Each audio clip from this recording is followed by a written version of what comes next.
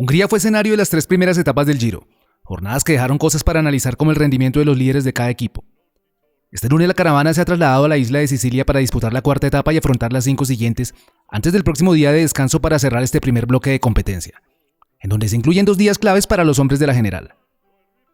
Mathieu van der Poel se convirtió en el primer líder de la carrera tras ganar el viernes en la jornada inaugural, día en el que además algunos corredores como Carapaz y Kelderman sacaron una pequeña diferencia al entrar en un corte de 4 segundos.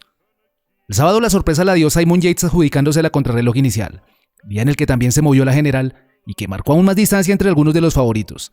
Y el domingo la etapa no tuvo mayores complicaciones ni cambios importantes en la tabla. Si bien es cierto que 3 días no son suficientes para hacer un balance o una proyección sobre los resultados, y a falta de 18 etapas el camino está aún por recorrer, ya podemos ir haciéndonos una idea de quiénes van tomando forma y que otros ciclistas tienen una tarea más complicada en esta semana. Se dice con insistencia que una gran vuelta no se gana en las primeras etapas, pero sí se puede perder. Y en este caso específico del Giro el diseño invita a que todo pueda definirse en los últimos 3 días de competencia.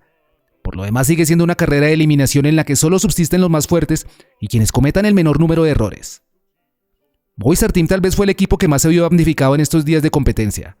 Alejandro Valverde no estuvo fino en el primer remate y se dio tiempo previsible en la crono, lo que lo deja a 40 segundos de Simon Yates, algo que puede ser manejable, pero más complicada aún es la situación de Ivan Sosa, que hoy aparece en la tabla a 1.30 del británico, lo que lo pone en una clara situación de desventaja y que tiene que revertir en esta semana para poder seguir aspirando por el podio.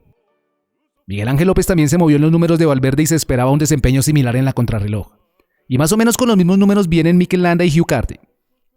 Joao Almeida era uno de los que se esperaba tuviera una mejor contrarreloj y está a la par con Pello Bilbao en el límite del top 10. Y quienes sí sacaron partido fueron Wilco Kelderman y Carapaz, ambos mostrándose fuertes el primer día y haciendo una crono más que aceptable, tomando una pequeña ventaja sobre los antes mencionados.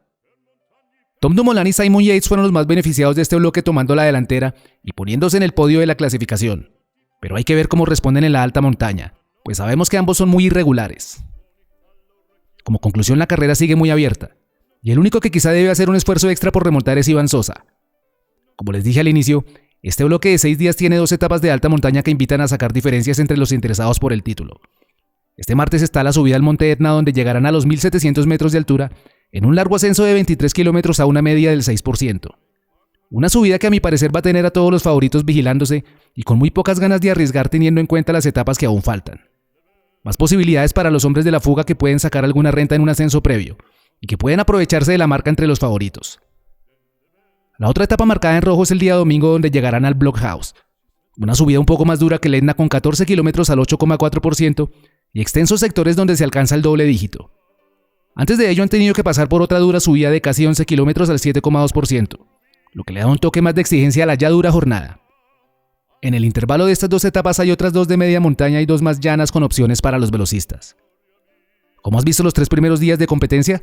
Hazlo saber en los comentarios.